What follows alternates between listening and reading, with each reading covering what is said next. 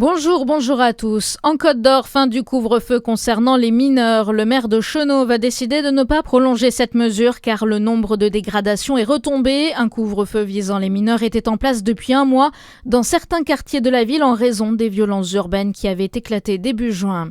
Une manifestation aujourd'hui à Besançon contre le projet de loi d'urgence agricole. Elle est menée par le collectif Génération Future du Grand Besançon. Selon les détracteurs, ce projet de loi porte en lui les germes d'une future guerre de l'eau et piétine certains intérêts environnementaux. Le projet de loi est soumis au vote à l'Assemblée nationale demain soir.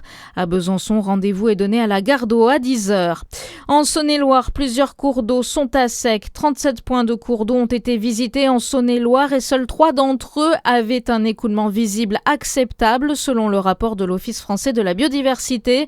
16 sur 37 avaient un écoulement visible faible et 12 d'entre eux étaient complètement à sec. Dans votre actualité aussi, 7e nuit consécutive de frappes américaines en Iran. La tension est au plus haut avec Téhéran qui menace d'entrer en phase d'offensive totale si Washington poursuit ses bombardements. La République islamique riposte et annonce avoir frappé des cibles au Koweït et en Jordanie. L'association Donnons des ailes au vélo dans le sillage du Tour de France. Elles sont 7 cyclistes à s'être élancées dans l'aventure pour promouvoir le cyclisme féminin. Elles sont parties de Champagnole ce matin, direction la Haute-Savoie. Une étape que parcourront les hommes demain. Hier, c'est le Suisse Mauro Schmidt qui a remporté l'étape entre Dole et Belfort. Du foot aussi, les Dijonais du DFCO affrontent les Luxembourgeois de Niederkorn cet après-midi à 15h pour leur 4e match de préparation.